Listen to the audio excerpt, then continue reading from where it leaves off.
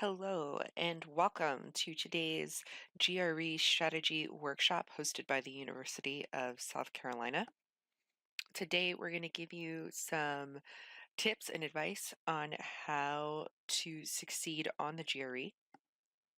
We'll also give you some information about how you can get better prepared and raise your score by utilizing the resources available for test prep at the University of South Carolina. GRE is an important step in pursuing your graduate education. We're going to start with a few frequently asked questions about the exam itself and its format. The GRE consists of 3 subtests: a quantitative section, testing your math skills; a verbal section, testing your reading comprehension and vocabulary analysis skills; and an analytical writing assessment, where you will prepare 2 essays.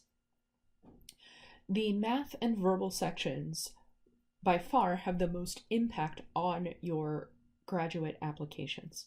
The analytical writing section gets its own score and will be used in evaluating applicants, but is not seen as important as the scores you receive on the other sections.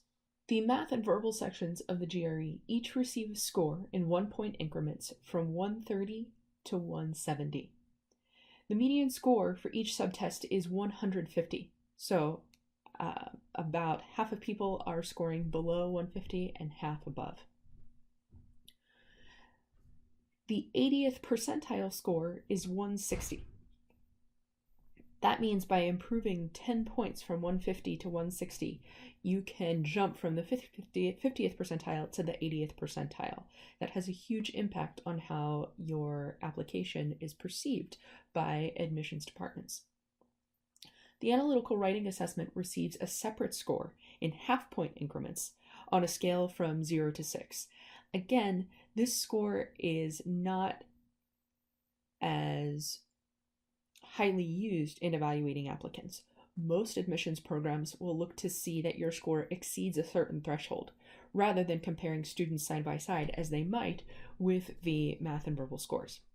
The analytical writing section is still important. It's part of the test. You have to complete it. You want to be prepared for it.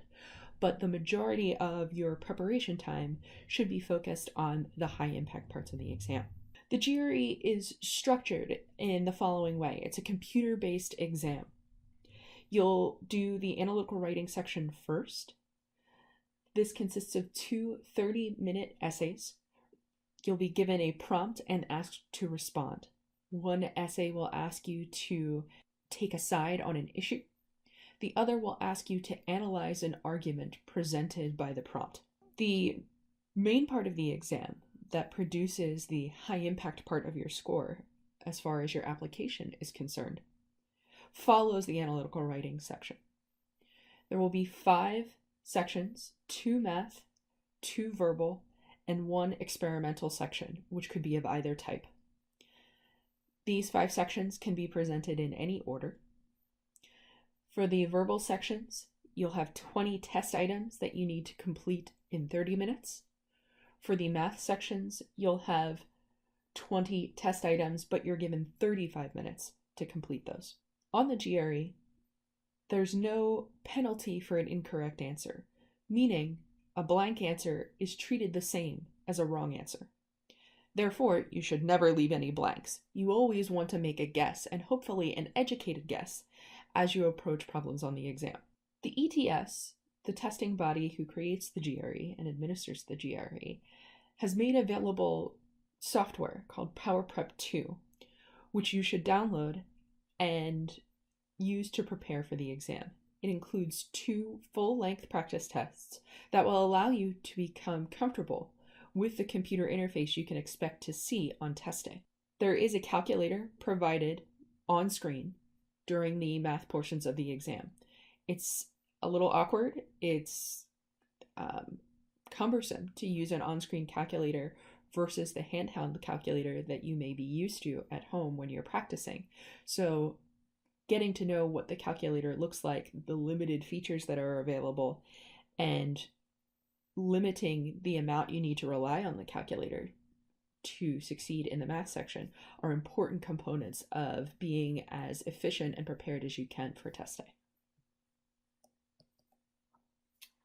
The math section of the GRE will test you primarily on your critical reasoning skills using high school level math concepts as a backdrop. Nearly all of the math that's presented on the exam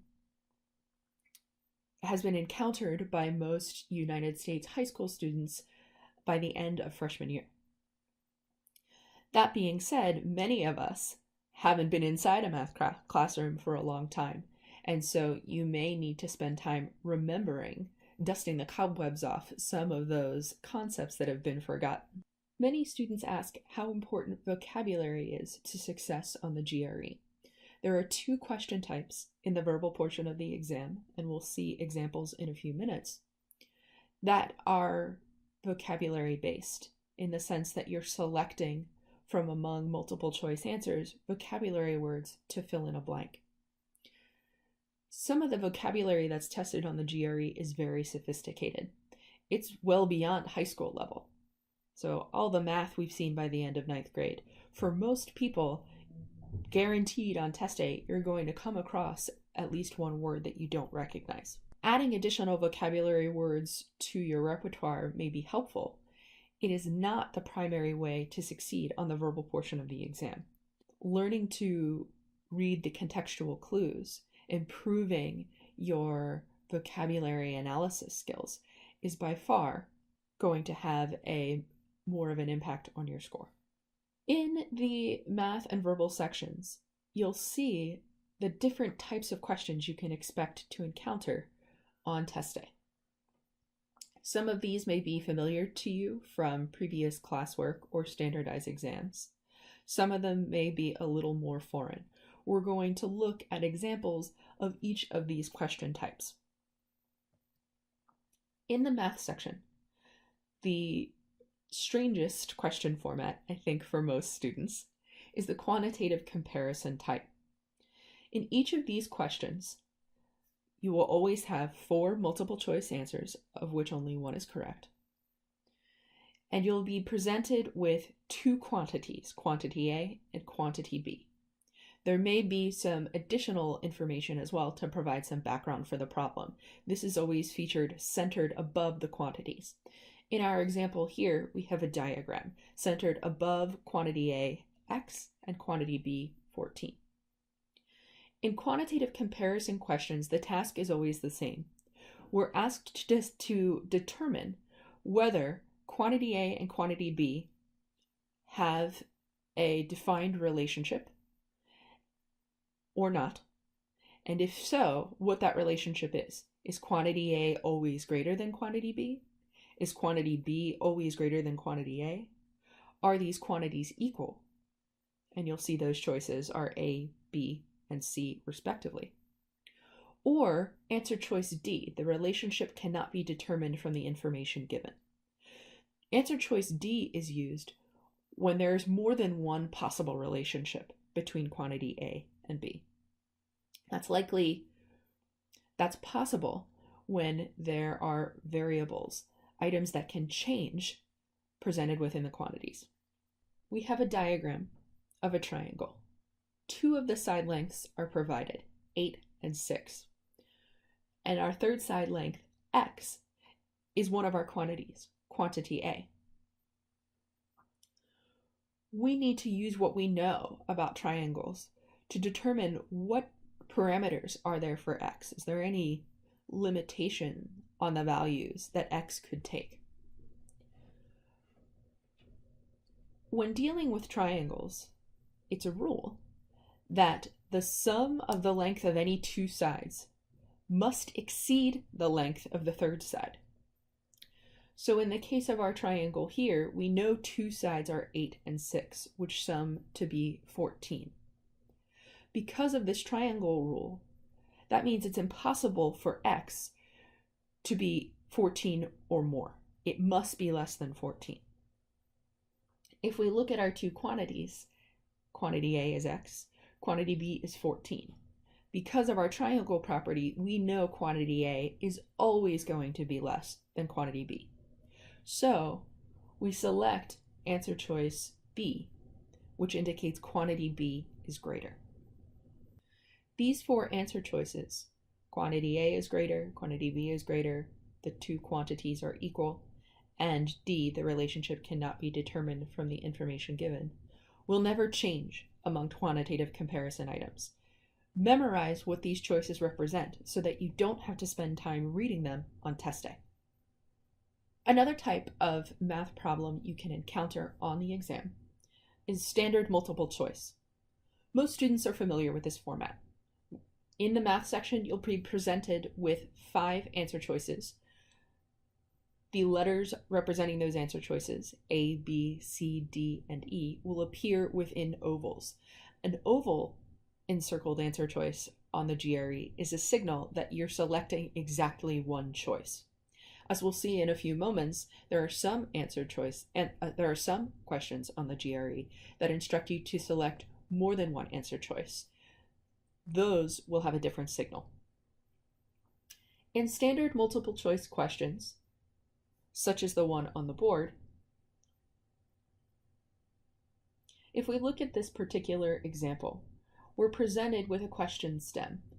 If 3 times the quantity x minus 2y divided by the quantity x plus 2y equals 1, then in terms of x, y is equal to one of the following choices. We use the information provided in the question stem to help us determine the correct answer.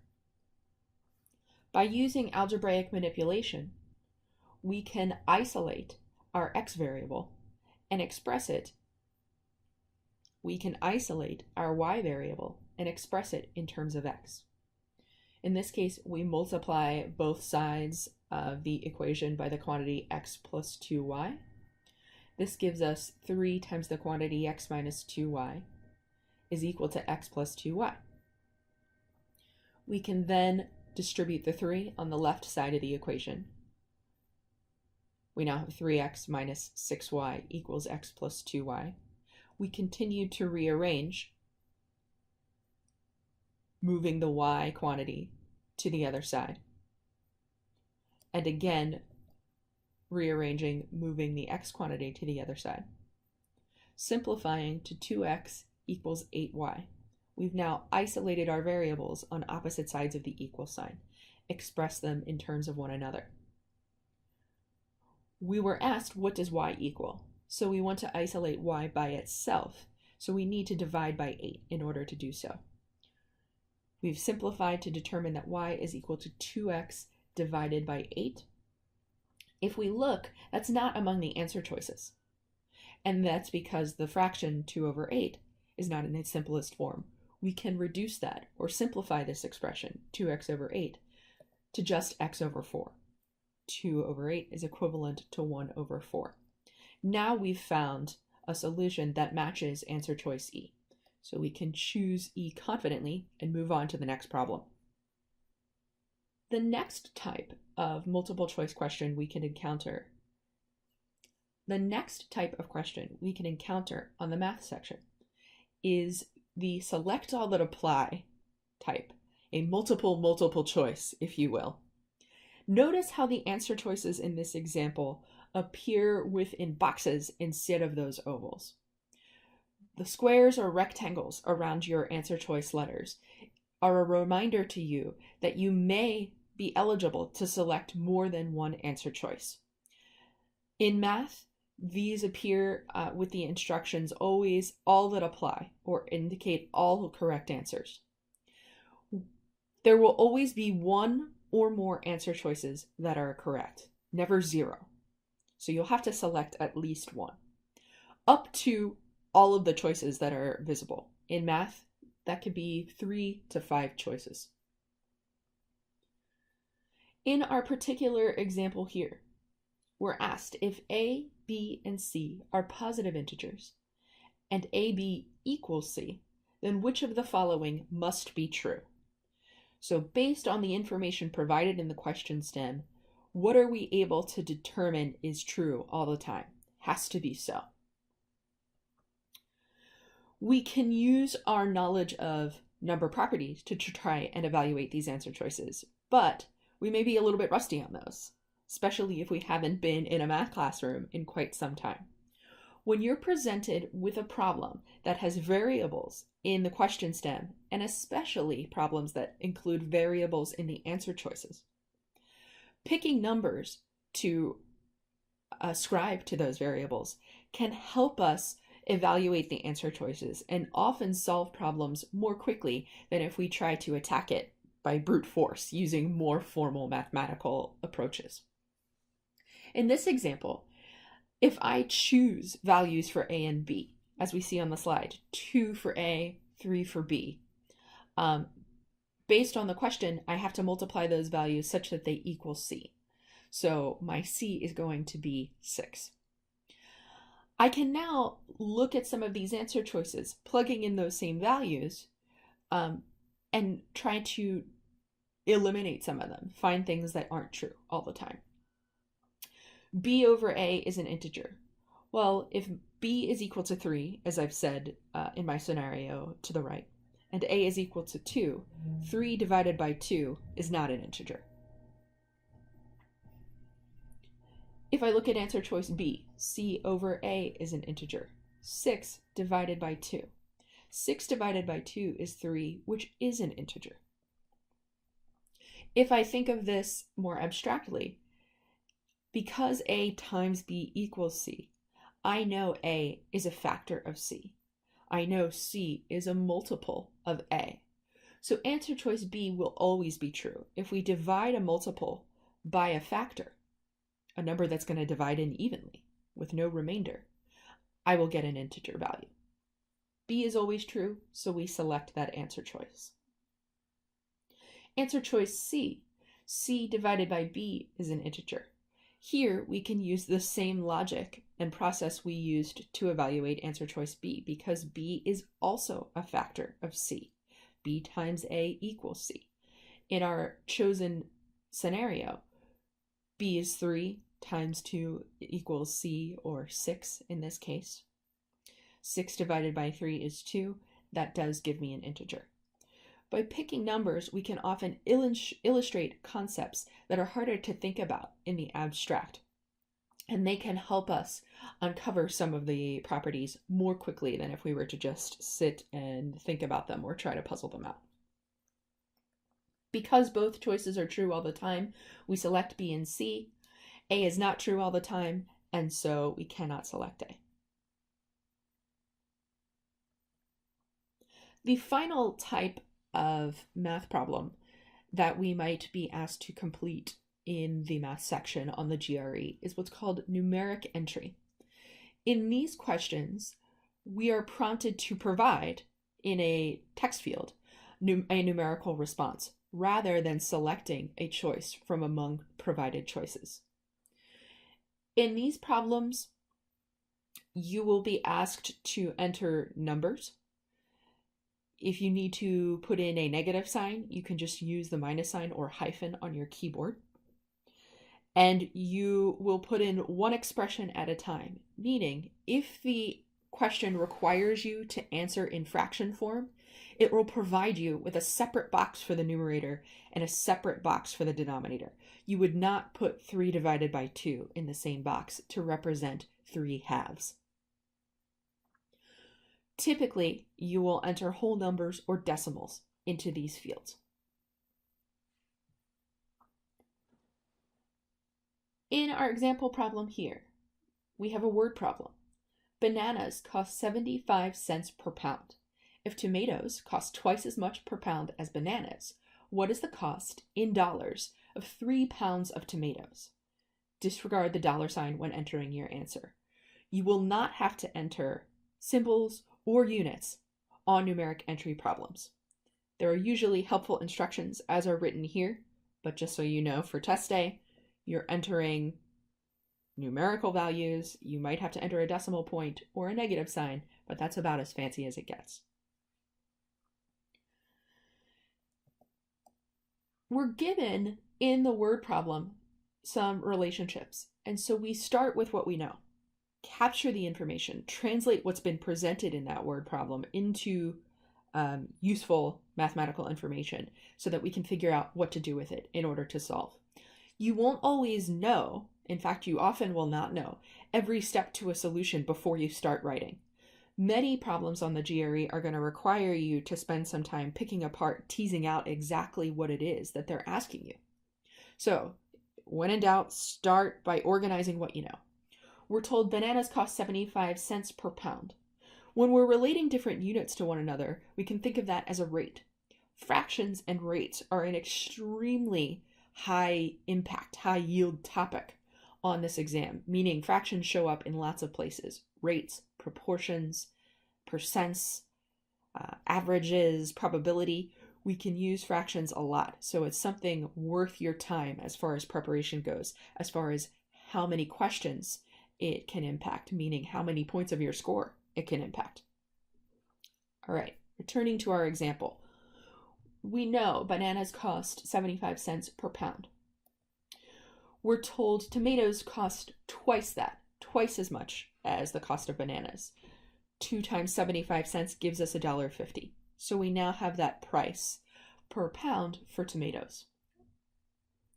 We're then asked, what is the cost in dollars of 3 pounds of tomatoes?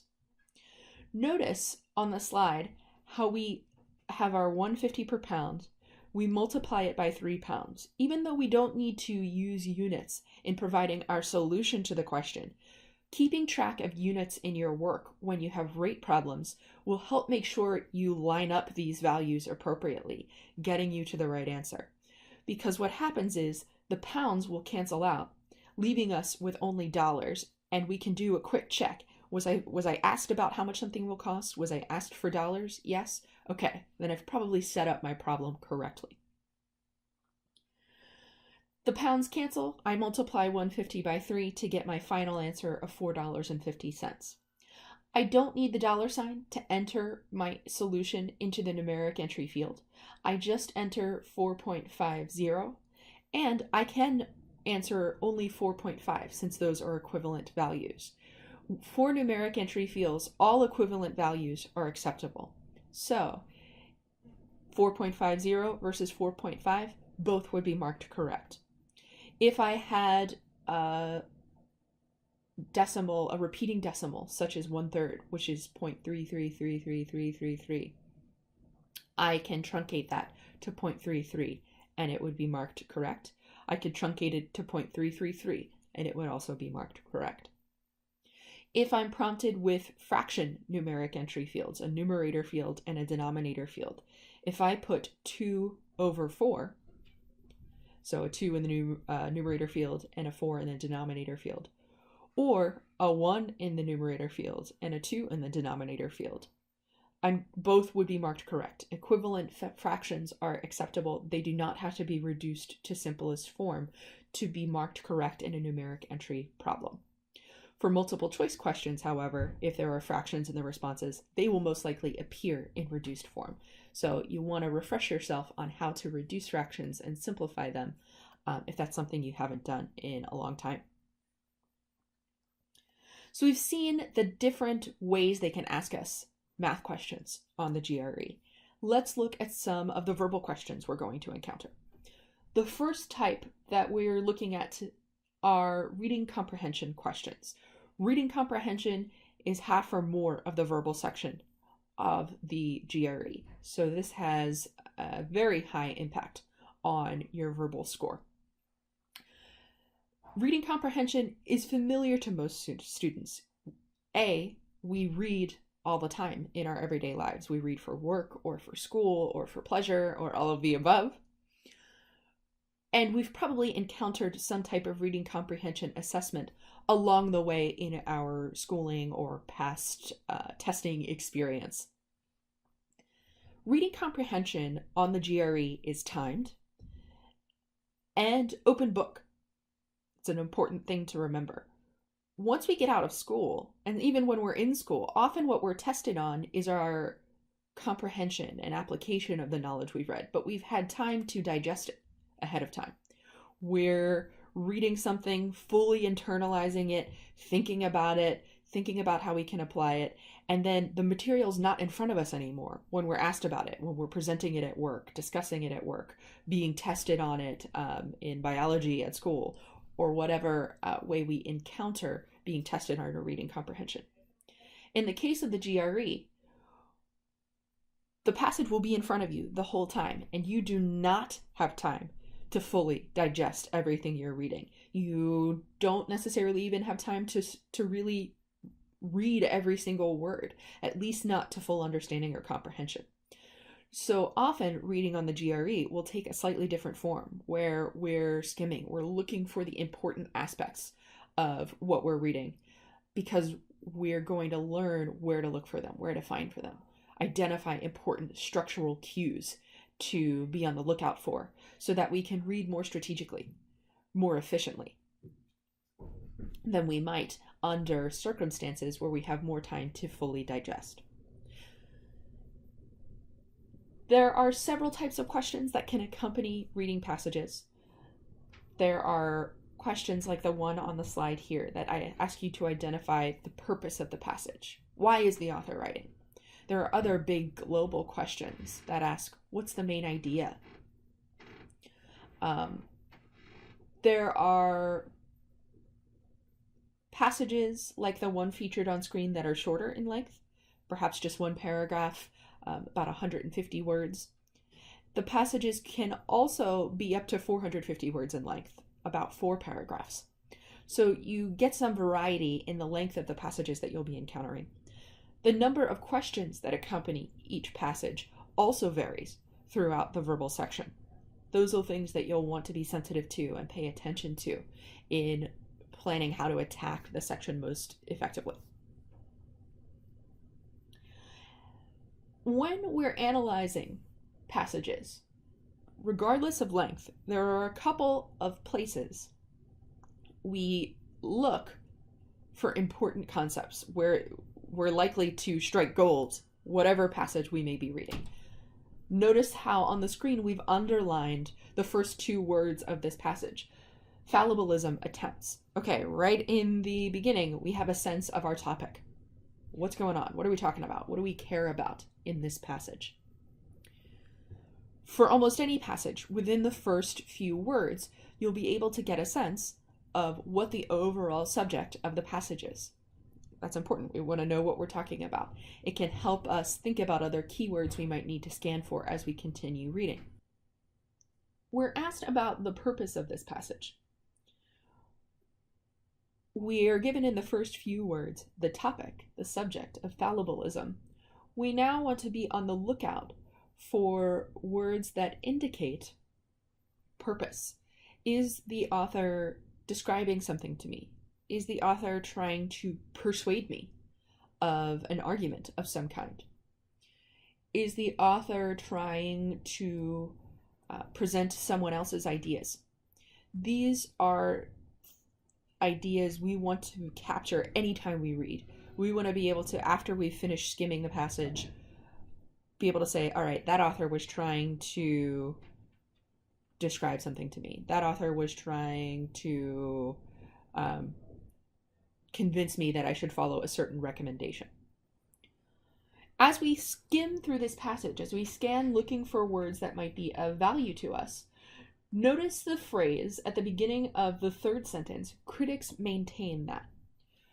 Critics, so someone who's not the author has been cited in the passage. Another group of people think this. This is an indicator of someone's opinion on a matter, not the author's. Critics think. The author may or may not agree, we don't know yet. We find this criticism, so we know there's some opinion. It's not necessarily our author's, but we know there's some opinion around the subject. We continue to look for any sign of whether the author agrees or disagrees with these critics. It's a very common pattern within passages. If an author cites a group, some people think X. You're almost waiting for the other shoe to drop. The but, the however. But other people think this. Or, but I think this. And the author actually injects their own opinion. So once we've spotted a criticism, we can should sort of have a sense, a feeling that, all right, we're going to get a counter argument here, either from the author or the author citing someone else's counter argument. As we scan, we see in the following sentence, this claim properly understood is correct, but not troubling. The word correct, the author hasn't cited anyone else. This is the author's own description. The author's describing something as correct, describing it as troubling or not troubling. When the author injects their own assessment of something as characteristically good or bad, that's an injection of opinion. Now we see signs that the author does have an opinion on the subject at hand, on fallibilism. And that will shape our elimination of some of these answer choices, our selection among them.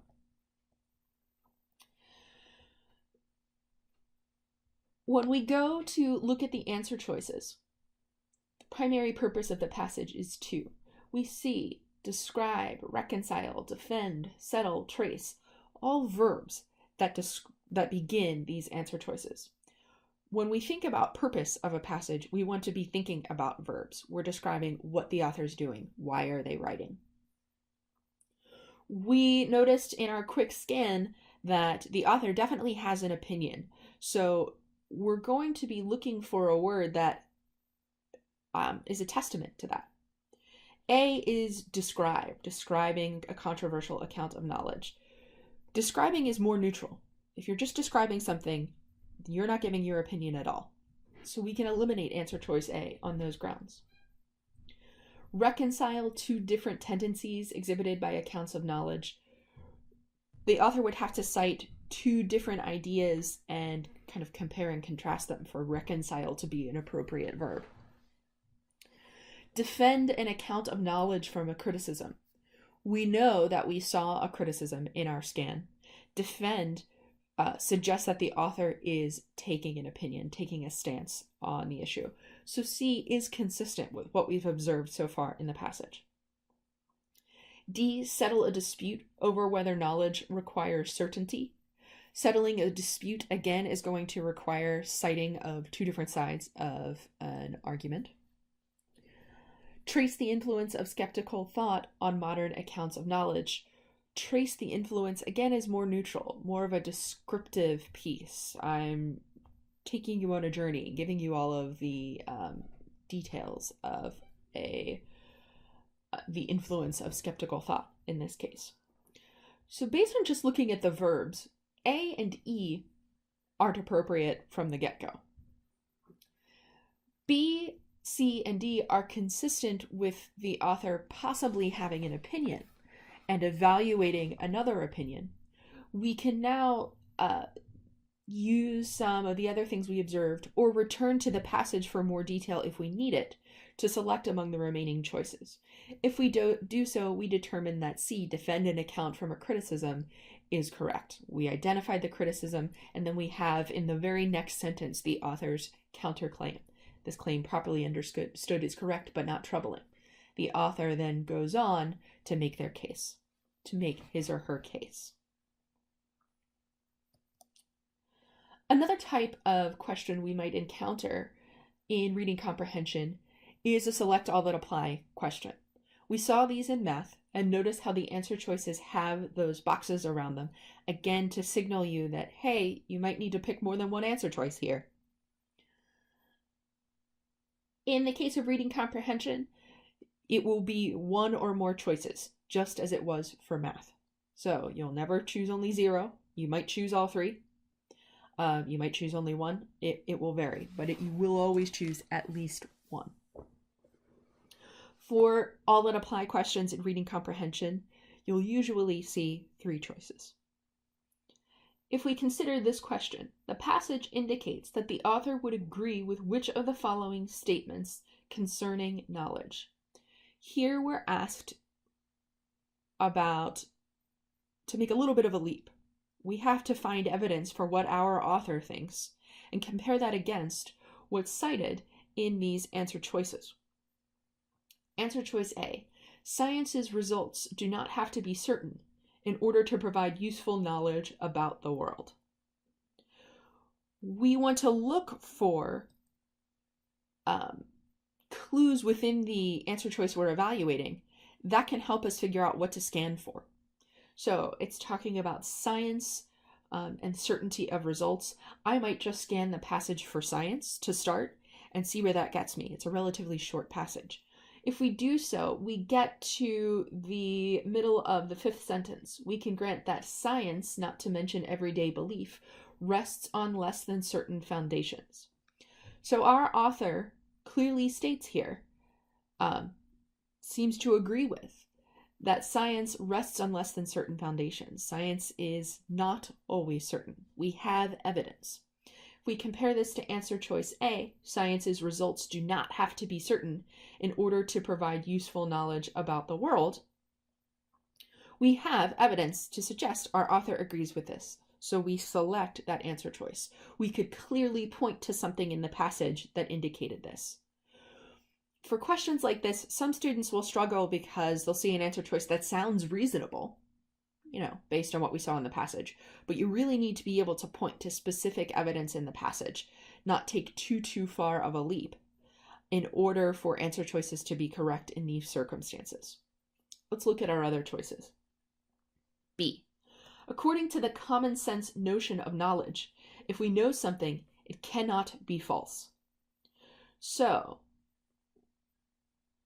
when they mention that word common sense notion of knowledge, that's not to indicate we should be bringing in our outside ideas, our outside knowledge.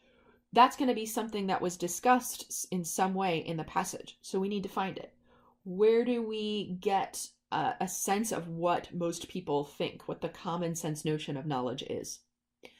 If we go to the 3rd sentence, critics maintain that this uneasy detente comes at a price. What we know could in fact turn out to be false. So we know critics are claiming that knowledge can be false. Is that the common sense notion? Is that what everyone thinks? Well, it's surprising. It's why it's discussed in the passage. The whole notion of fallibilism, our topic at hand. The critics maintain that this uneasy detente comes at a price. What we know could in fact turn out to be false. The critics are responding to this notion of fallibilism. What does fallibilism think? Just so we know all the players here. There's no certainty with respect to fact. So that's what the fallibilists claim. You can still have knowledge even though there's no certainty of fact. Critics are saying if you allow that to be true, then what you know can turn out to be false. The fact that they're criticizing it on those grounds suggests that they're appealing to the notion that most people believe knowledge, facts are true, that they can't be false, that there is no room for that. Those are the grounds on which they're criticizing this idea of fallibilism. So again, we can point to evidence within the passage to tell us, to suggest that there is a common notion that if something is known, it can't be false. That's what knowledge means. And the critics' point is that evidence to which we can point. Answer choice C. An acceptable account of knowledge should accommodate all of our important pre-theoretical intuitions about the notion. We've got an acceptable account of knowledge, an acceptability, some criteria. So we're going to be looking for some evidence where that's defined by our author. If we scan, we find in the last sentence, as is often the case, our pre-theoretical notion involves inconsistent strands. Our answer choice suggests that to have an acceptable account of knowledge, it should accommodate all important pre-theoretical intuitions. If we go to the passage, our author says, as is often the case, our pre-theoretical notion involves inconsistent strands. This is in contrast to answer choice C. We have evidence, in fact, against answer choice C, so we can eliminate choice C. Those ones are usually easier to eliminate when we've got evidence against it. There are going to be times in harder questions where there's just going to be a lack of evidence. And those are the answer choices that are a little bit harder to to eliminate. If there's not evidence in the passage, we can't jump to that conclusion, and so we can't select the choice.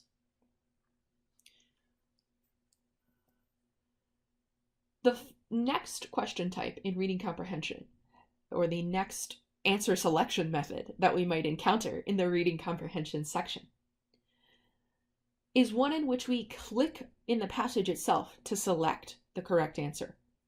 Notice the prompt on the screen. Select the sentence in which the author responds to a criticism by appealing to the generally understood meaning of an expression. So we're going to click on the sentence that meets the criteria of this question stem. The author is going to respond to a criticism by appealing to the generally understood meaning of an expression. So we need to find a criticism, and we need to find the specific sentence in which they appeal to the generally understood meaning of an expression. So we know that there's a criticism, what our critics say. Where does our author talk about a generally understood meaning? If we look at the highlighted sentence on screen, but it bends our ordinary understanding of the term. That phrase, our ordinary understanding of the term, is consistent with generally understood meaning of an expression. Those are really close phrases. So even if we didn't remember this sentence from when we had read the passage previously or skimmed the passage previously, if we were scanning for clues from our question stem, this is what we would find.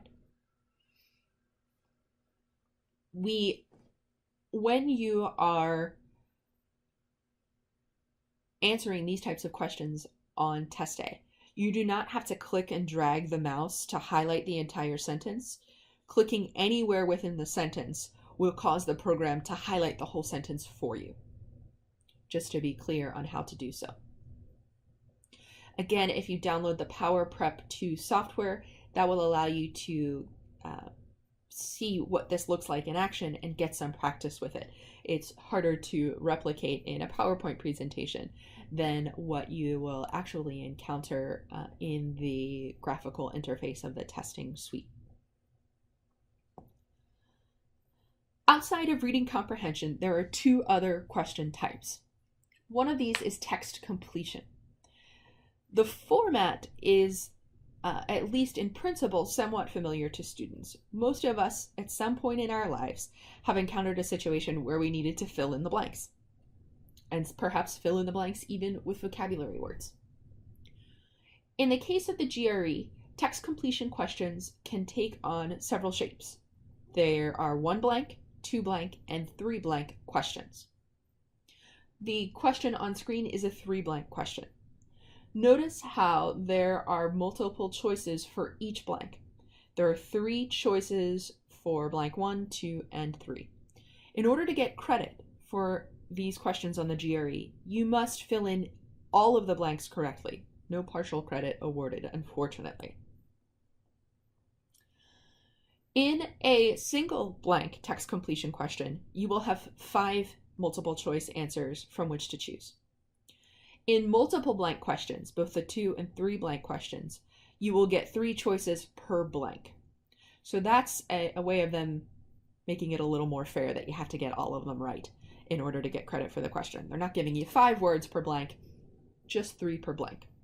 They can still be tough when you have these multiple blanks though. So let's take a look at our example. An internal review by the Research Center determined that while evidence of impropriety is blank, its scope was blank, and so fails to blank the center's main results.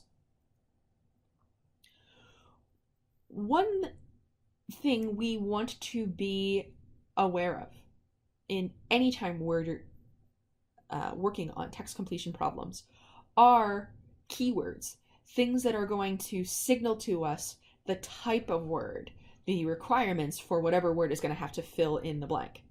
So these are things we want to notice before we even check out the answer choices necessarily. The word while is an important structural clue in a sentence. We've highlighted it in red on screen to signify a contrast. While suggests a contrast somewhere, the opposite of something.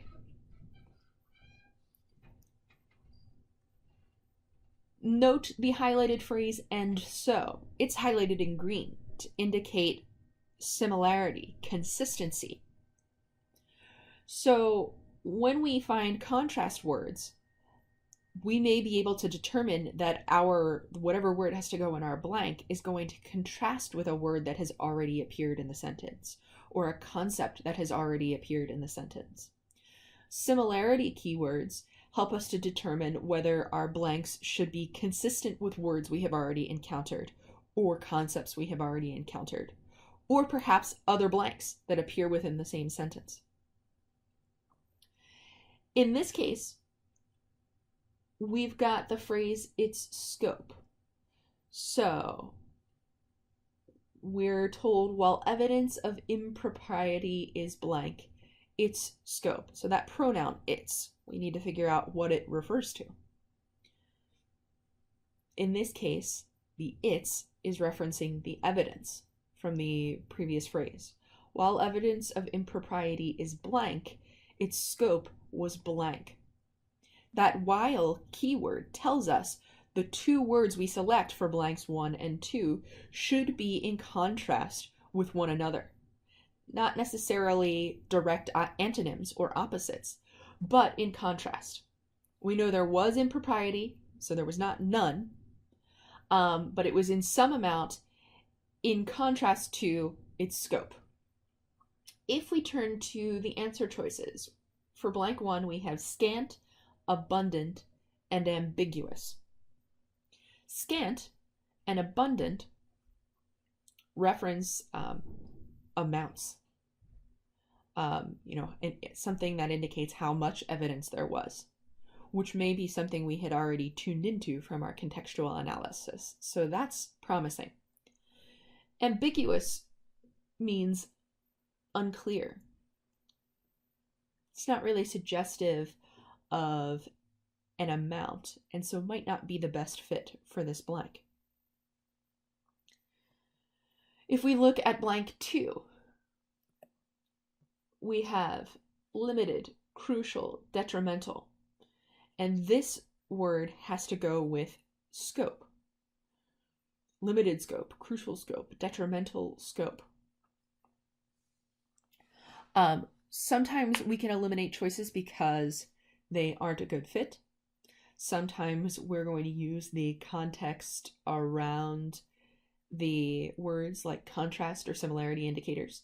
Sometimes we're going to use the context we know we're looking for between blanks. In this case, we need something in blank 1 that contrasts with something in blank 2. If I think of scant or very little of something, if I have very little evidence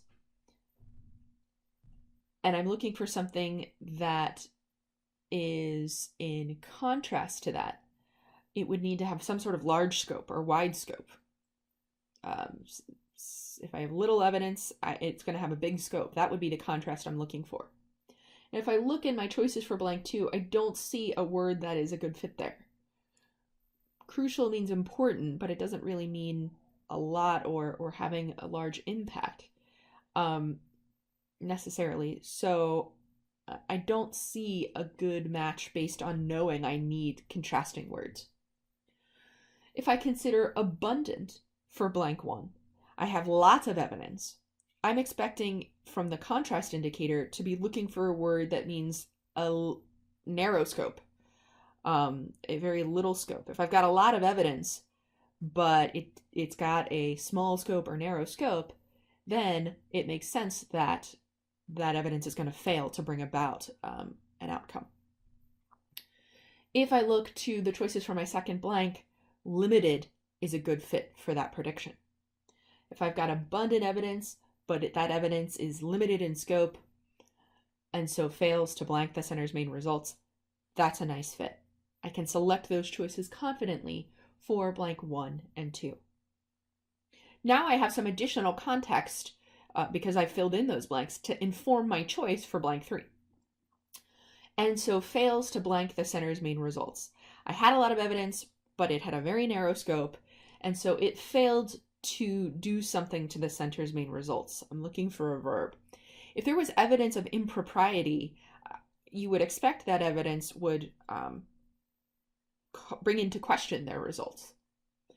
So you're looking for a word that is a match for that. If you go to the choices, disprove, establish, discredit.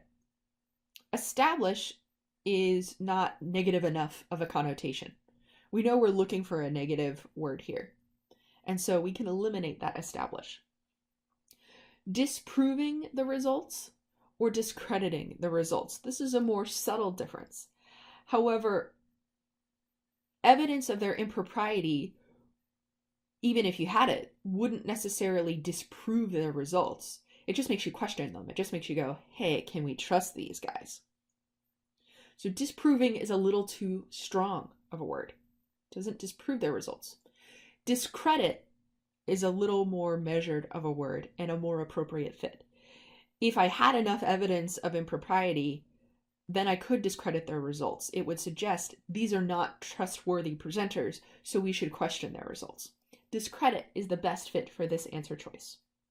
Using those analysis skills, identifying keywords, making kind of a list of criteria about what should go in the blank before you go down to the answer choices can help you navigate those questions when you don't recognize every word. It's going to help you to be smarter about eliminating answer choices and looking for a match instead of being overwhelmed by these words you don't know. We have a tendency to want to pick the exotic word because we're unsure of ourselves. We don't know what it means.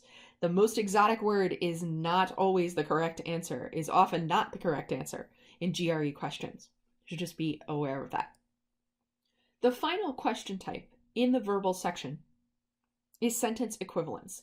This is usually the most foreign or strangest question type to students who are just starting to learn about the GRE. It is another question type which involves a sentence in the prompt that includes a blank, and your task is to select from among multiple choices words or phrases that can fill that blank. The difference, and note the boxes around these answer choices. The difference here is rather than selecting one, we will select exactly two. This is the only question type that has those specific directions. It's not choose all that apply, it's choose exactly two. That's true for all sentence equivalence questions. There will be 6 choices, and you're choosing exactly 2. Which 2, you might ask? The 2 answer choices you want to select are answer choices that when you put them in the blank, not only do they yield a sentence that makes sense, but the 2 words yield a sentence that is equivalent in meaning to the other. So often, that means you'll be choosing words that are synonyms for one another. Not always. Sometimes you can bring a sentence with the same meaning by having a similar word that's not a direct synonym of another word. But they are going to, when you put them into the blank, give those sentences that have the same meaning. Again, we want to pay attention to contextual clues. Notice the highlighted portion on the slide, that word although, another contrast indicator. Although the studies employed completely different methods, the conclusions they reached were blank. Our blank is going to be in contrast to what's attached to that although. So the studies employed completely different methods. What would we expect under those circumstances? Maybe that they would have very different results, very varied results, kind of all over the place. The although tells us, though, we're going to get the opposite of what we expect, though, a contrast. The conclusions they reached were. So before we look at the choices, even, we have a sense of what we should be looking for. Something in contrast to this expectation that the results are going to be wildly different and all over the place. They're going to be really similar. We go to our answer choices. We have unique. That doesn't really fit our prediction that the results are going to have shared properties, that they're going to be similar. Unique suggests they were all different. So we could eliminate unique here. Indistinguishable. Indistinguishable suggests they are all the same. You can't tell the conclusions apart. That's consistent with our notion of similarity. So we might hang on to indistinguishable. Consistent. Consistent suggests the conclusions are consistent with one another. They don't contradict one another. That fits our expectation that despite the different methods, they get conclusions that are similar. So we hang on to it. Imperceptible. Imperceptible might be a word that fewer of us recognize. It means it can't be perceived. So students might be attracted to this choice because they might think it means you can't perceive the difference among the conclusions. However, if we read the blank that the phrase appears in, the conclusions they reached, if we read the phrase in which the blank appears, the conclusions they reached were imperceptible would mean that the conclusions themselves could not be perceived, which is inappropriate here. So we can eliminate choice D. Equivalent. Equivalent. If the conclusions are equivalent, this suggests they are all the same, all similar, consistent with our prediction. Unquestionable. The conclusions were unquestionable. Well, that means that they were well evidenced. They were likely true. We don't have enough evidence or context in this sentence to suggest that. Our context indicates we're looking for something about how these conclusions look the same, even though we would expect them not to. So now that we've eliminated some answer choices, A, D, and F, we're left with B, C, and E, and we need to choose among those the two which give us sentences that have the same meaning. Consistent might work in this sentence. Although the studies employed completely different methods, the conclusions they reached were consistent. They wound up getting results that didn't contradict each other. It's a reasonable sentence to make. But we don't have another word in this list that gives us a sentence with the same meaning. What we do have in indistinguishable and equivalent are a pair of words that will yield sentences with the same meaning. The conclusions they reached were indistinguishable. The conclusions they reached were equivalent. Those phrases both tell us that the conclusions were the same. They weren't just consistent, they were the same. So B and E are the best pair to choose in order to get this question correct. Those are our correct answer choices. These questions can be tricky because you may find words that could fit in the blank. They give you a sentence that makes sense. But our job is to find the pair of words that's going to give us two sentences that mean the same thing. So often you've got some process of elimination as you approach these questions, and then you're looking for a pair of words that's going to give you the right meaning and in the same way. Quantitative comparison items. These are the first type of math question that you'll see in the quantitative sections on test day. In any given section, you'll see these quantitative comparison questions first. This particular question type is a little foreign to most students. It has its own sort of strange format, but what's nice about these questions is that they have a consistent format. You will always be given two quantities, A and B, and your task on any of these quantitative comparison items is to compare those two quantities and determine what the relationship is between them. The four answer choices that are available for each of these types of question will remain the same for all quantitative comparison items. There will always be four choices, only one will be correct. Answer choice A indicates that quantity A is always greater. Answer choice B indicates that quantity B is always greater. Answer choice C indicates that the two quantities are always equal. Answer choice D reads, the relationship cannot be determined from the information given. D, the relationship depends. What this answer choice means is that there's more than one possible relationship between quantity A and B. It's not just, oh, they didn't give you enough information or it's too hard to figure out. You're able to realize there's more than one possible relationship between them. When you see the items, there is often additional information that appears centered above the two quantities.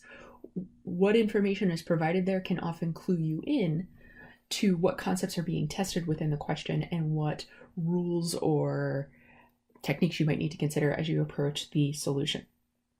Something else to know is that a symbol that appears more than once in a question, so if it appears in a quantity description, in their centered text, anywhere it appears within the question, will maintain that same meaning throughout the question.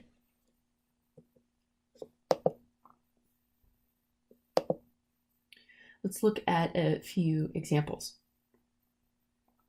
In example A, we have no centered text, we just have two quantities, 3 to the 4th and 4 to the 3rd. We're going to get definitive numerical values for these. There's no variable. They can't take on more than one possible meaning. When you've got definitive numerical values, answer choice D is not going to be an option. Answer choice D we reserve for when there's more than one possible relationship. 3 to the 4th is something we can calculate. 4 to the 3rd is something we can calculate. We're able to determine whether quantity A or B is greater, and that will always be true. 3 to the 4th is 81. 4 cubed is 64. 81 is always greater than 64, so answer choice A is correct.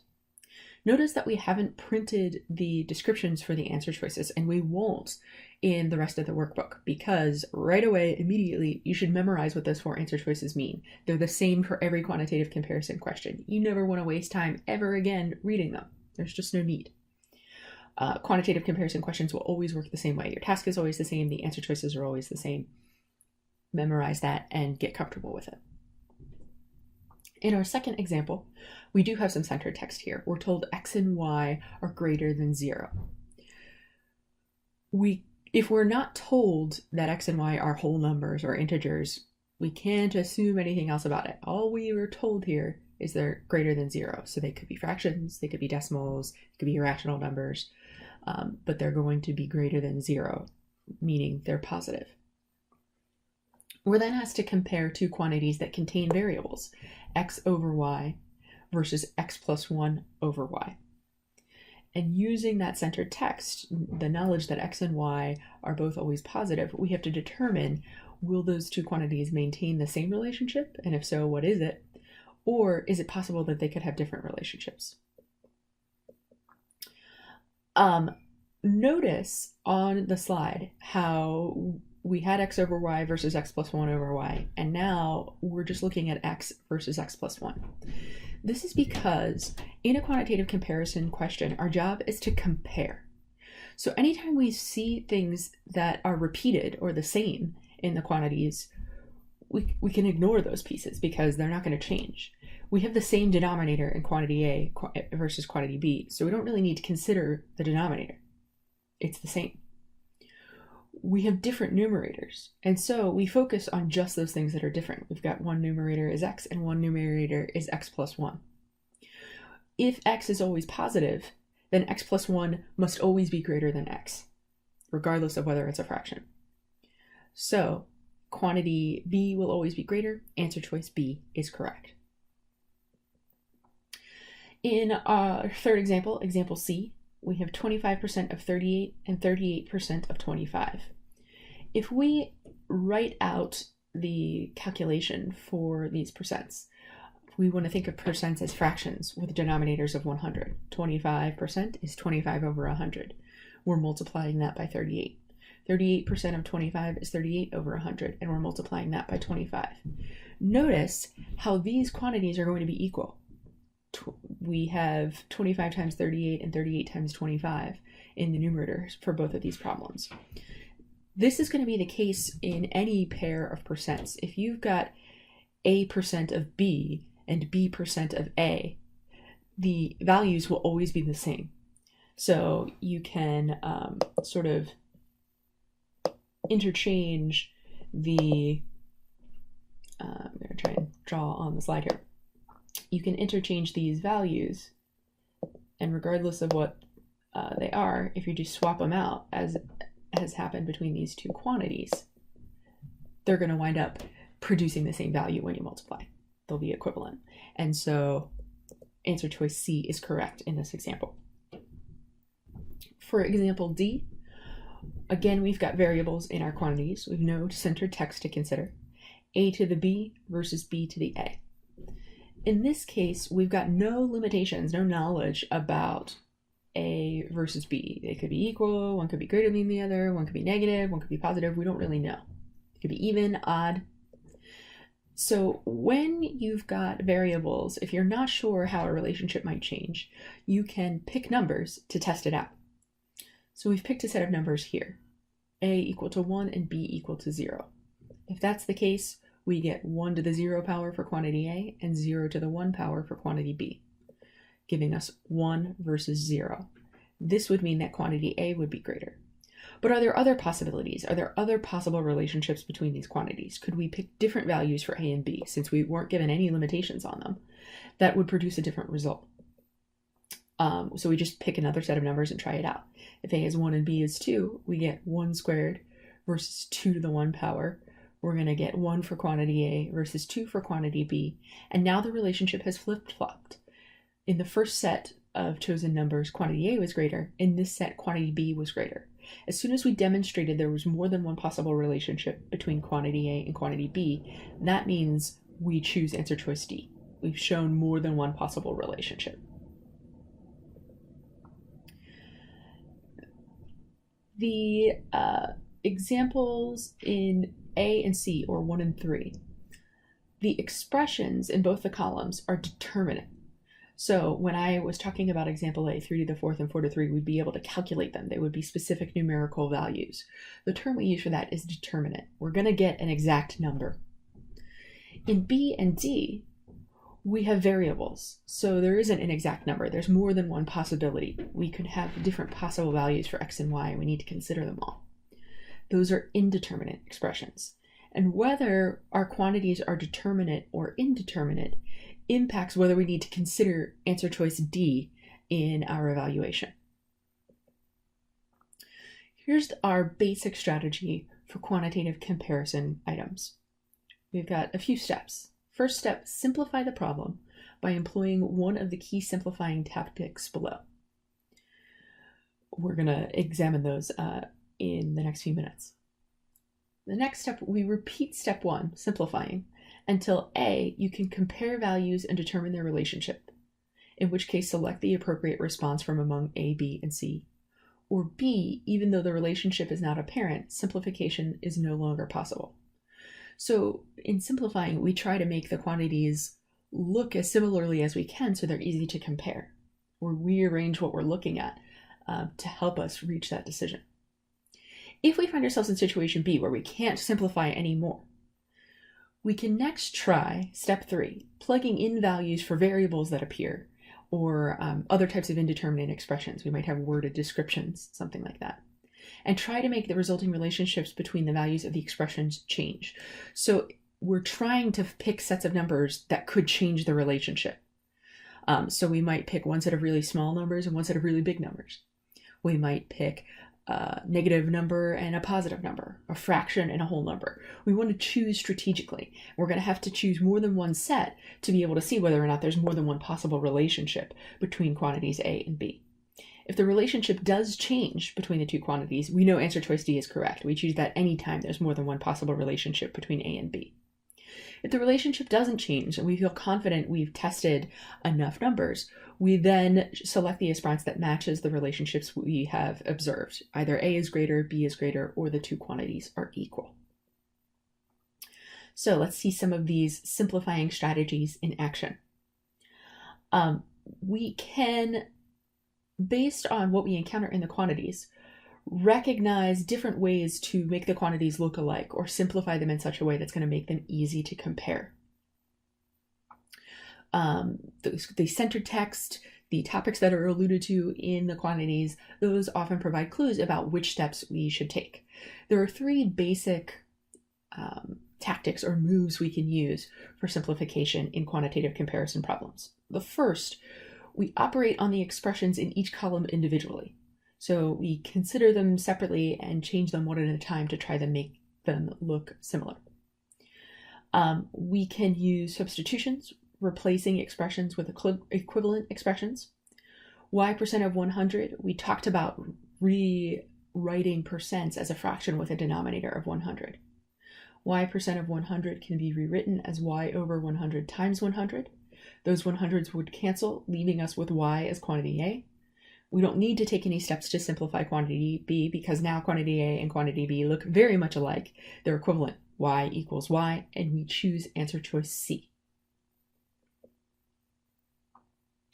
Here are some additional examples taking that same step where we perform simplification steps on each column individually. In example 2, in quantity A, we have 1.2 times 10 to the 18th over 6 times 10 to the 17th versus quantity B, just the number 3. Quantity A is the more complicated one, the one where we're going to have to start simplifying. We can simplify by multiplying that 1.2 by one of the 10s in the 10 to the 18th to give us 12. And then we have 10 to the 17th over 10 to the 17th. So now our cancellation process gets a lot easier. That 10 to the 17th over 10 to the 17th will cancel. We then are just left with 12 over 6, giving us 2 versus 3. 3 is always greater than 2. Quantity B is greater, and so B is our correct answer choice. In example 3, we have some centered text. We're given x is not equal to -2, so a limitation on what our variable can be. In quantity A, we have x squared plus x minus 2 divided by x plus 2 versus quantity B where we have just the variable x. X squared plus x minus 2 is a quadratic. And we'll talk about polynomials and quadratic equations in a future module and how to FOIL or factor quadratics. And once we do, you'll learn that x squared plus x minus 2 can be rewritten. We can perform a manipulation. We can simplify this expression to show it in a new way. We can factor that x squared plus x minus 2 into the factors x plus 2 times x minus 1 divided by x plus 2. Those x plus 2's will cancel, leaving us with x minus 1 versus x. We know x is not equal to -2, and so we have x minus 1 versus x. In any case, quantity B will always be greater. If we're subtracting 1 from any number, we're going to wind up with an x that is greater than the quantity x minus 1. Our second simplifying strategy is to operate on both expressions simultaneously. So we're performing the same operation to both quantities at the same time. Here we have quantity A, 40x plus 39y, versus quantity B, 39x plus 40y. When we perform operations simultaneously, we're thinking about our basic operations. If we add or subtract, it's almost as if we were doing it to both sides of the equal sign. Here we're doing it to both columns, both quantities. We can add or subtract by the same things. We can multiply or divide by the same things on both sides. Note that if we multiply or divide by a positive number, the relationships don't change. If you use a negative number, you need to be careful. It could change the relationship between the quantities. If we first subtract 39x from both quantities, we'll be left with x plus 39y in quantity A and 40y for quantity B. We can then subtract 39y from both quantities, leaving us with x in the quantity A column and only y in the quantity B column. So by performing those operations to both quantities at the same time, we are then left with the variables x and y, and that's much easier to compare side by side. We're not given any centered text, no limitations on x and y and what their relationships should be, and so we should easily be able to choose D here. Obviously, there could be more than one possible relationships. X could be greater than y could be greater than x, they could be equal. Here are a couple of other examples where we take the same steps. For number 5, we have some center text. X is greater than 0, so we know it's positive. Quantity A, 6x minus 2 divided by the quantity 3x plus 3 versus quantity B, 2/3. If we encounter fractions like this that have expressions in the denominator, or even just numbers in the denominator, we can multiply both quantities by that denominator to get rid of the fraction. Again, that simplifies it, makes things easier to look at. So in quantity A, we've got that 3x plus 3 in the denominator. If we multiply both quantities by that 3x plus 3, we'll simplify quantity A to 6x minus 2. Quantity B will have 3x plus 3 all times 2 divided by 3. We have a 3 in the denominator over here. We can do the same thing, multiply both quantities by 3 to eliminate that denominator. We then have 3 times 6x minus 2 versus 3x plus 3 times 2. We can distribute those constants, 18x minus 6 versus 6x plus 6. We can then subtract 6x from both sides. We can subtract 6, or excuse me, add 6, because in quantity A we've got a negative 6. If we add 6, that'll cancel out, giving us a zero sum there. That will be left with 12x for quantity A and the number 12 for quantity B. We were told x is greater than 0, which means it has to be positive. But we don't know if it's an integer or a fraction. It could be 1. So we have more than one possible outcome here. If x is 1, then quantity A and B will be equal. If x is 2, then quantity A is going to exceed quantity B. If x is 1/2, quantity B is going to exceed quantity A. And so D is our correct answer choice here. For number 4, our centered text tells us the product xy is not equal to 0. So when we have two factors and we multiply them, if we're told that their product is not equal to 0, there's sort of a, I don't want to call it a hidden piece of information, but we can infer something from this. It means neither x nor y can be 0, because if they were, then the product would be 0. So this is one way the GRE will inform you that neither x nor y is 0, rather than just kind of telling you that explicitly. For our two quantities, we have quantity x plus y squared versus the quantity x squared plus y squared. So a little bit different. We can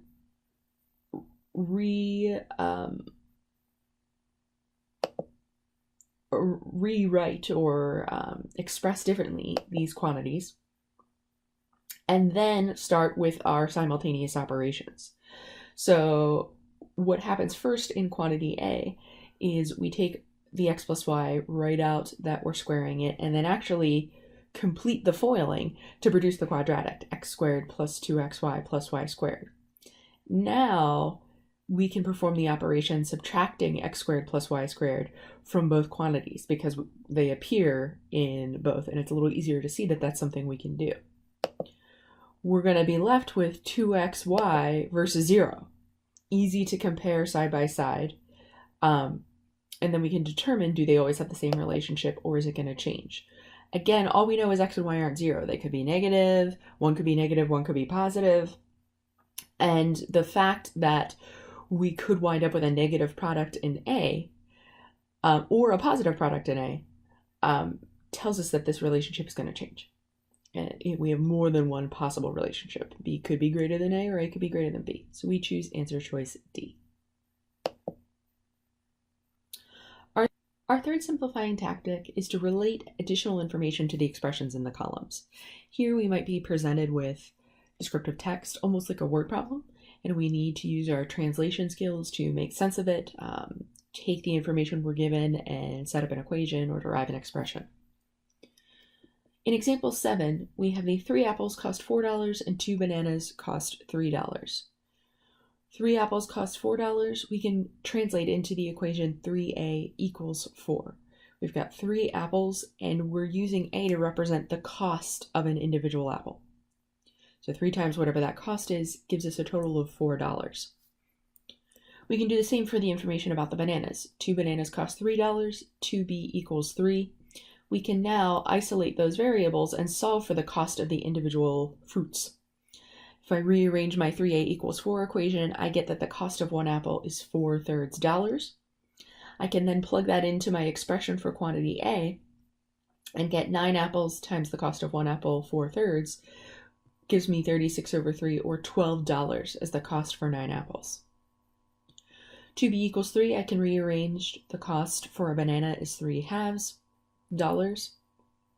I multiply that by 8 from the expression for quantity B, getting $12 as the cost of the bananas. These are explicit numerical values. This relationship's not going to change. We choose answer choice C because these quantities are equal. In example 8, here we don't necessarily have a word problem, but we do have some centered text. The average of positive integers x, y, and 10 is 10.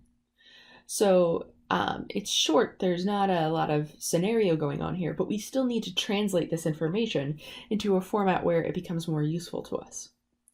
The average of positive integers x, y, and 10 is 10. So we need to know the average formula to translate that.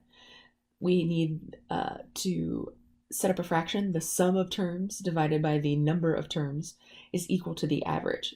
We were given the average as 10, so we can plug that in on the right-hand side of the equal sign. We know there are 3 terms, so we can plug that in as the denominator of our fraction. And then the sum of our terms would be x plus y plus 10, which we put in the numerator. We can now isolate and solve, but we have 2 variables here. So we couldn't solve for both of them with just one equation. But if you look at the quantities A and B, quantity A has the fraction x plus y over 2. Quantity B is just the number 10. So quantity A, in order to get an exact value, all we would need to know is the value for that numerator, x plus y. We wouldn't necessarily need to know specifically x and specifically y, just that x plus y expression in and of itself. And with our average equation, we can isolate that x plus y by itself. X plus y plus 10 equals 30, x plus y equals 20. We can make a substitution in quantity A to get, we can substitute that 20 in, getting 20 divided by 2 equals 10 for quantity A.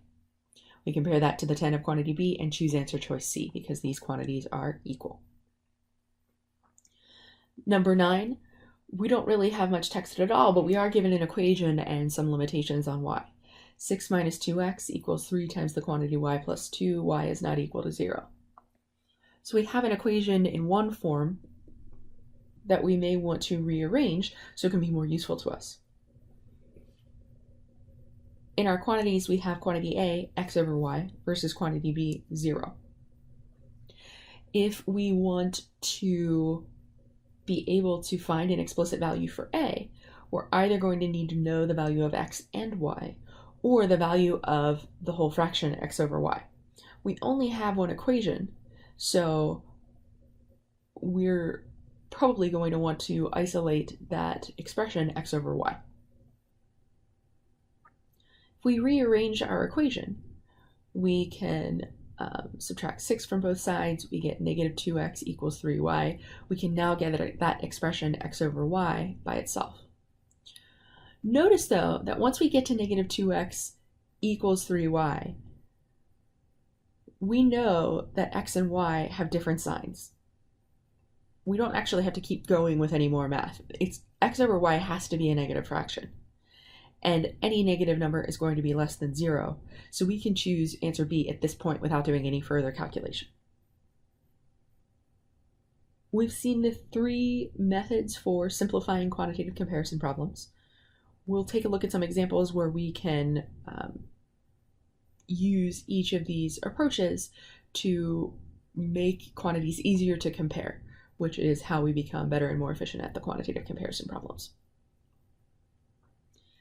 In number 1, we have explicit values. that we might need to do some calculation here, or a little manipulation, simplification, but we know that it's not going to be answer choice D. For our quantities, we have 3 times 3 to the 99th power. And for quantity B, we have 3 to the 100th power. If you remember your exponent rules, you should be able to manipulate the expression A or put it in a different form that makes quantity A and B easier to compare. If you don't remember your exponent rules, you can try out the same kind of principle using easier numbers. So the GRE is never going to ask you to calculate 3 to the 100th or 3 to the 99th. It would take too long even to type it in a calculator, and you would run out of digits. It's not practical. They're never going to ask you to do that. If you don't remember the rules to think about it conceptually, you can choose to try and demonstrate the same principle with some numbers that are easier to work with that you could use a calculator for, or your mental math skills. So if we did 3 times 3 squared versus 3 to the third, we're looking at sort of the same principle here, just with smaller exponents, so it's a little bit easier for us to look at to see what happens. 3 times 3 squared is going to be 3 times 9, or 27. 3 cubed is 27, so we've shown that these values are equal.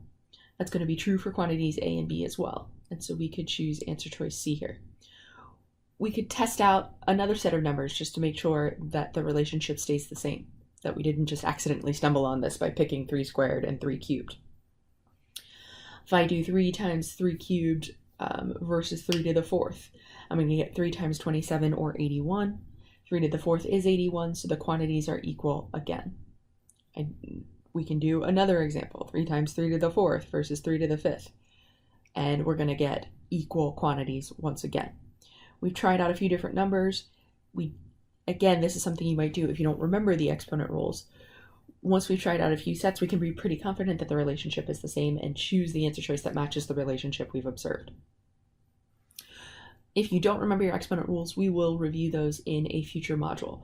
But when you multiply terms that have the same base, so 3 would be the base in this case, you add the exponents together. So 3 by itself is the same as 3 to the 1 power. So 3 times 3 to the 99th would be the same as 3 to the 99 plus 1 power, or 100. So we're going to get 3 to the 100th power for quantity A versus the 3 to the 100th power in quantity B. That's why these are always equal.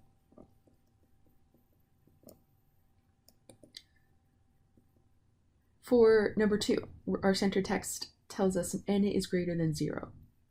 So we know a little bit of information about n. We know it's positive. We're then asked to compare the quantities A and B. A gives us n divided by n plus 1. B gives us n minus 1 over n.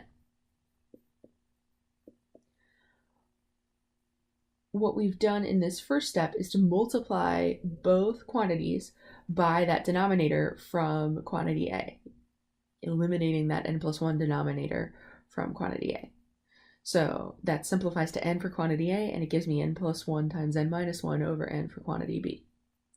I'm going to eliminate the denominator from quantity B as well by multiplying both quantities by n. It gives me n squared over for quantity A, and leaves me with n plus 1 times n minus 1 for quantity B. I can now FOIL that n plus 1 times n minus 1, which is going to give me n squared minus 1. For any positive number, n squared versus n squared minus 1, the n squared will be bigger every time. Positive numbers, when you square them, give you back positive numbers. If I subtract 1 from a positive number, it's going to be a smaller number. That means A will always be greater than B, and we choose answer choice A. For number 3, our center text tells us the square root of AB is equal to 3. We're then asked to compare quantity A, just the variable A, versus quantity B, 9 over the variable B. We may need to think about our square root rules here. We can, in addition to trying to simplify quantities when we encounter them, either simultaneously or individually, we can also sometimes simplify or rearrange the center text to give us information. In this case, when we have a square root on one side of an equal sign, often it will make sense to square both sides to make manipulation or isolating a variable a little easier. If we do that, we're going to get AB is equal to 9. And then we can solve for A, putting it in terms of B. And so what we get is A equal to 9 over B. We can substitute that in for quantity A. And when we compare that to quantity B, 9 over B versus 9 over B, we discover that they are equal. We choose answer choice C. For number 4, we've got some text here. The set of S consists of the fractions n over n plus 1 for integers 1 less than or equal to n less than or equal to 4.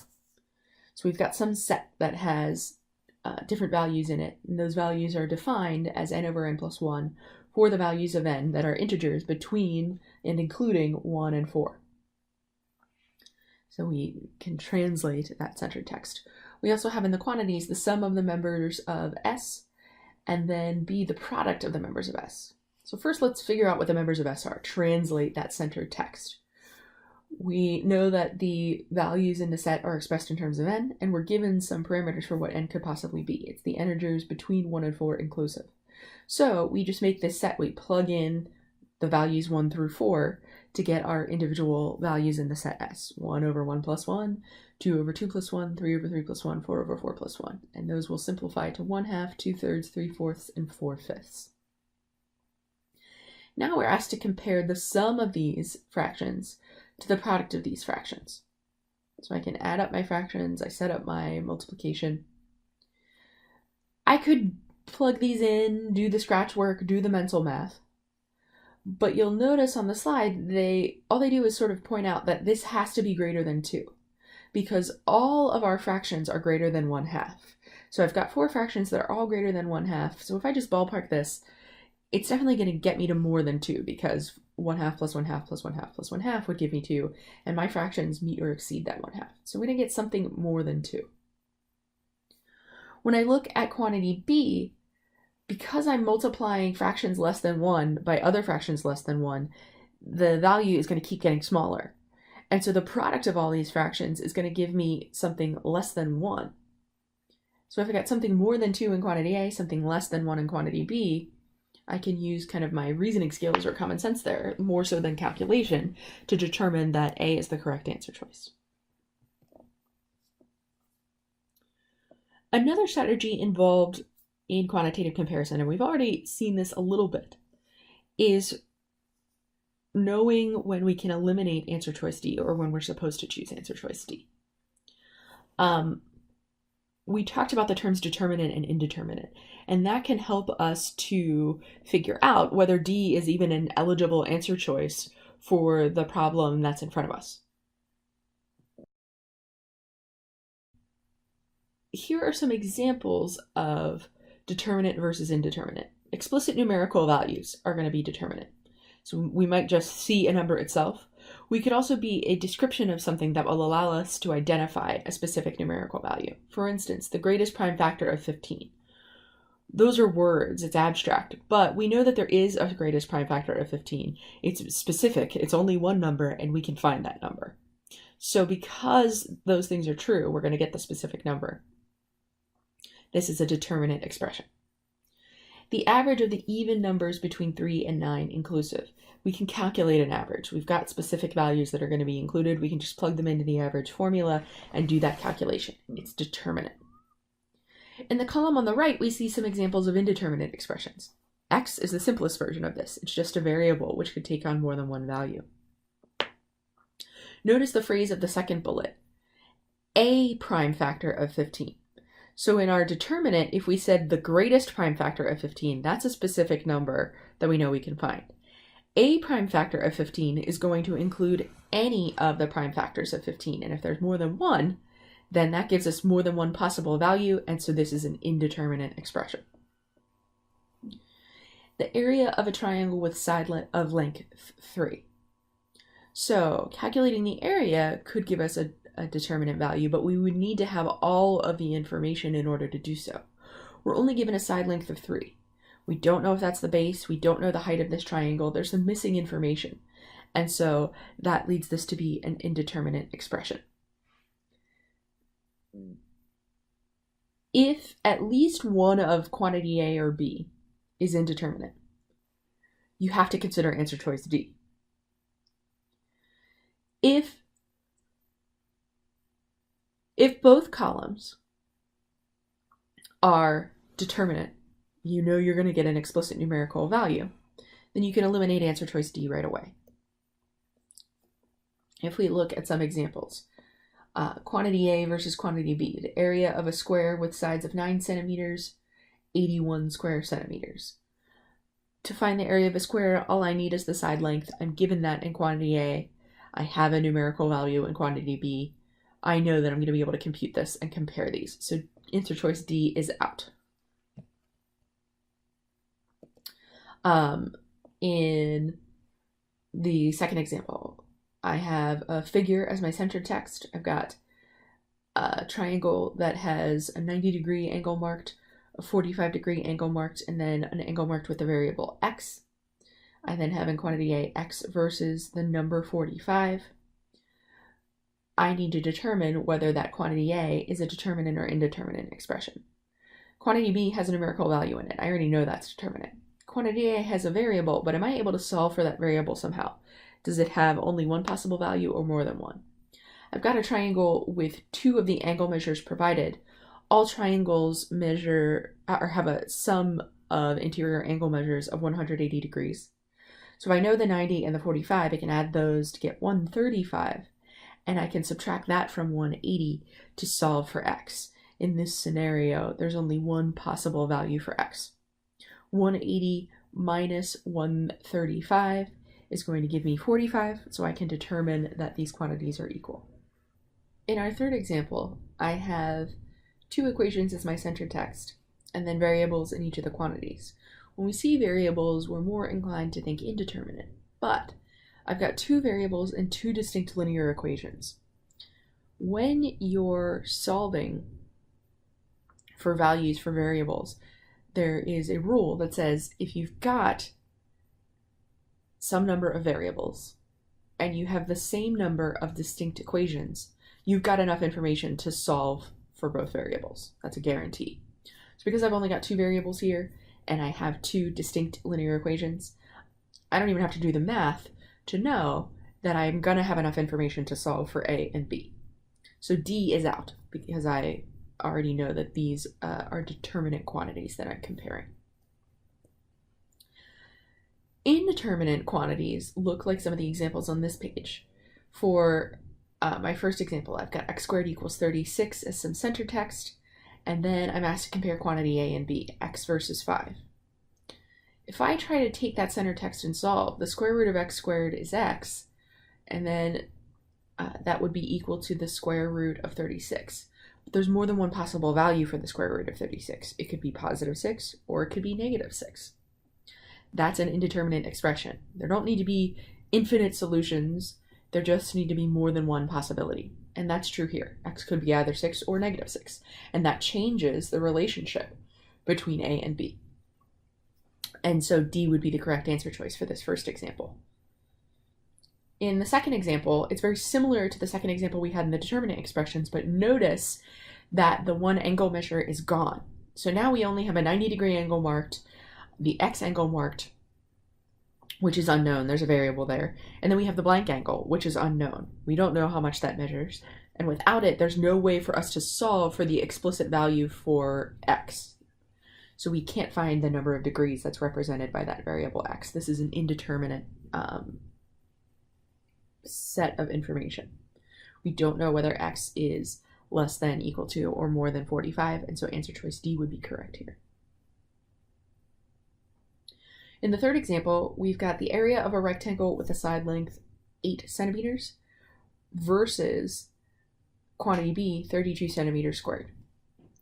To find the area of a rectangle, we need length times width. We're only given the length of one side here.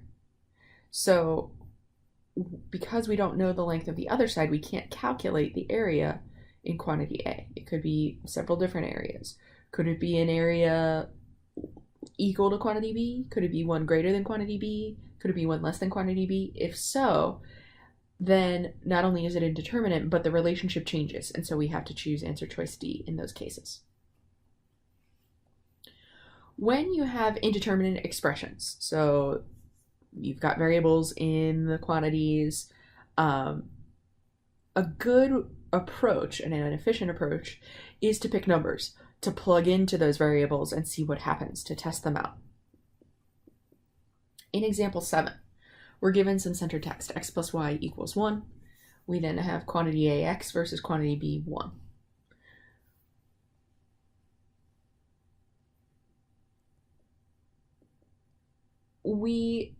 If we think about the possible values for x and y, we know they have to obey the rule that x plus y equals 1. We're not given much else. We don't know if they're both positive or one's positive and one's negative. We want to identify some numbers we can pick as x and y and see what happens. I know that whatever numbers I pick have to be such that x plus y equals 1. So I could try out x equals 0, y equals 1. That's going to satisfy that requirement. And when I compare those quantities, quantity B is greater. I could also have the scenario where x is 1 and y is 0. If I sum those, I'm going to get 1, so it meets my centered text condition. And when I compare the quantities, I've changed the relationship. A is greater than B. And thus D is the correct answer choice for this example.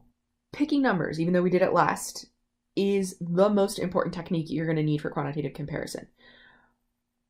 Picking numbers helps you to figure out whether D is a possible solution or not. And when you pick numbers on quantitative comparison, you want to pick more than one set because you're trying to show that the relationship changes. So you want to pick a set of numbers that meet conditions but are different, that could potentially change the outcome. For multiple choice questions, and we'll look at how to pick numbers for those questions in a future module, the way we go about picking numbers, and specifically which numbers we use, might work a little differently. All right. In our next example, number 8, we've got some centered text. X is greater than y is greater than 0. So x and y are both going to have to be positive. We don't know whether they're whole numbers, integers, fractions. We are asked to compare the quantities x over y versus y over x. So we want to pick numbers that will test this relationship. If I pick x is 2 and y is 1, I'm going to get 2 over 1 versus 1/2. I could also pick x is 3 and y is 2, and I would get 3/2 versus 2/3. I know x over y is always going to be greater than 1, because based on my centered text, x is always greater than y. Y is always greater than 0, so I'm going to get something positive when I divide them. And the version that has x in the numerator will give me a larger result, because if I have something greater than y in the numerator versus y in the denominator, I'm going to get a value greater than 1. Vice versa is true for quantity B or y over x. I'm going to get something less than 1. Because the quantity A will always be more than 1 and B will always be less, we know that quantity A will always be greater, and so A is our correct answer choice here. When we pick numbers in quantitative comparison items, there are a few things to keep in mind. These are different than when we pick numbers in multiple choice items. For quantitative comparison, we want to expose the special circumstances, the wacky relationships, the times when the relationship between quantity A and B might change. So choosing numbers that are simple to work with is going to help your math go more quickly, your calculation. And choosing numbers with special properties like 0 or 1 can be really beneficial because it makes for very simple math, and it also exposes you to situations that might change the relationship. 0 has special properties when you add it and when you multiply with it. 1 has special properties. And so having a set of numbers where you use these special numbers, if allowable, can help expose whether or not the relationship changes. Trying the same number for more than one variable at a time, if allowable. That allowable word is important. That means that we don't have any centered text or other information to indicate that the variables can't equal one another. So that's sort of understood anytime we think about what we might want to do. After plugging in one set of numbers, think about which new numbers will make the relationship between expressions change. So you pick a set of numbers and then you're going to test out another set. Think about what's allowed based on the rules at the time, and how you can choose numbers that are the most likely to change the relationship. Let's say, that could be first I choose a set of positive numbers and then I choose a set of negative numbers. It could be I choose a whole number and then I choose a fraction. There are different ways we can think about changing things. Sometimes it could just be I try something really small and I try something really big. You want to think about how do I make the circumstances as different as possible, because that increases my chances of producing a different result. I'm in a safer position to gauge whether D or is the correct answer or not. Don't forget negative numbers and numbers between 0 and 1. That's very, very true. Those are things you want to test if you have the opportunity. They also have in parentheses here after the between 0 and 1, especially if exponents are involved. And that's very true. When you've got exponents involved, testing fractions is important, because unlike whole numbers, when you multiply them, 2 times 2 times 2 times 2, the number's going to get bigger. Negative 2 times negative 2 times negative 2 is going to flip-flop between giving me a positive or a negative outcome, depending upon whether my exponents even or odd, but the magnitude is still going to increase. When there are exponents involved in an expression, we need to consider what happens when we've got a value between 0 and 1, a fraction. If I raise 1/2, if I square it, I get 1/2 times 1/2, I wind up with 1/4, which is a smaller number than I started with, the 1/2.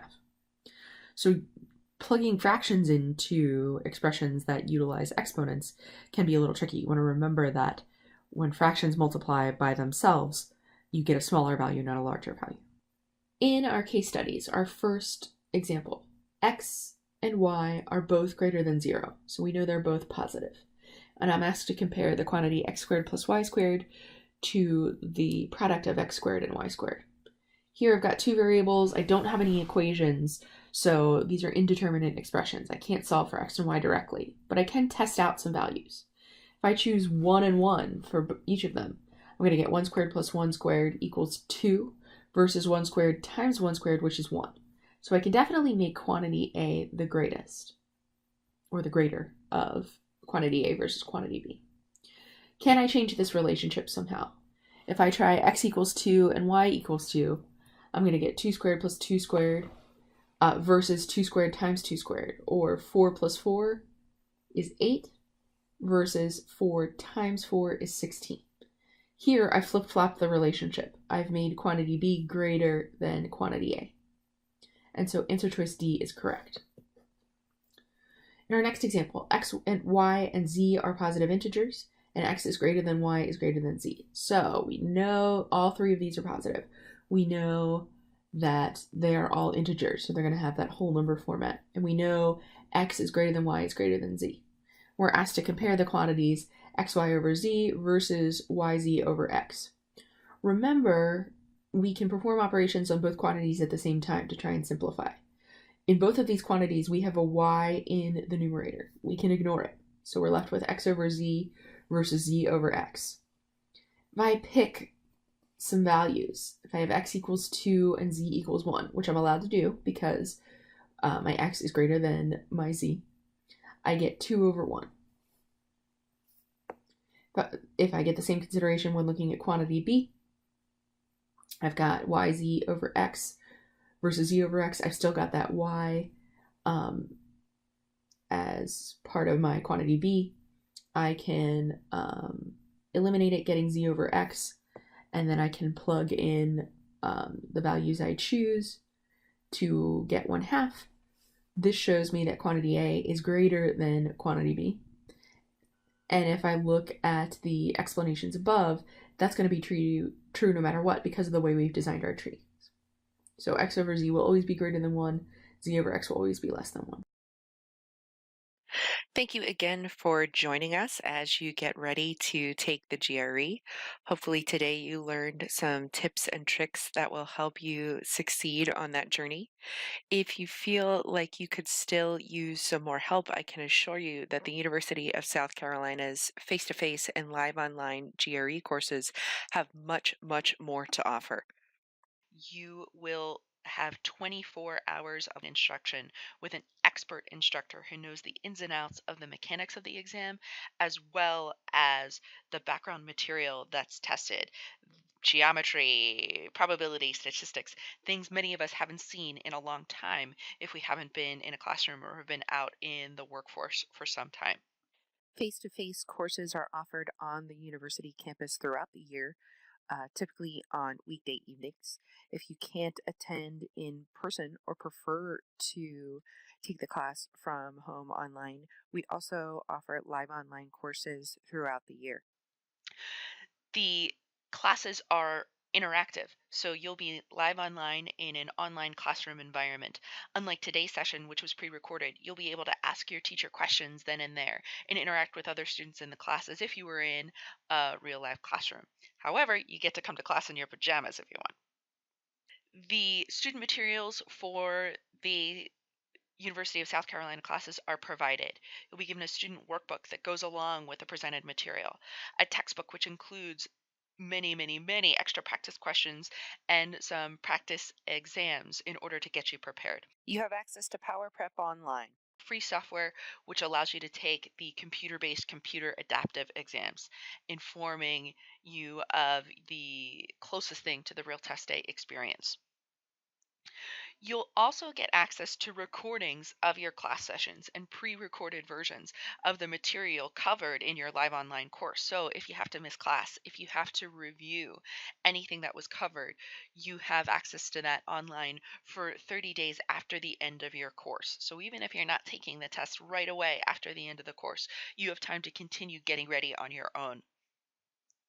You also have access to online office hours. So, in addition to being able to contact your instructor with questions, you can um, log in online with a teacher and ask questions one on one in an online classroom setting, just as if you were attending office hours on a college campus. There are many, many resources put in place to help you succeed. If you have any questions whatsoever about the GMAT Live Online course offered at the University of South Carolina, you want to contact the Division of Continuing Education, you can find more information and register at the website on the screen.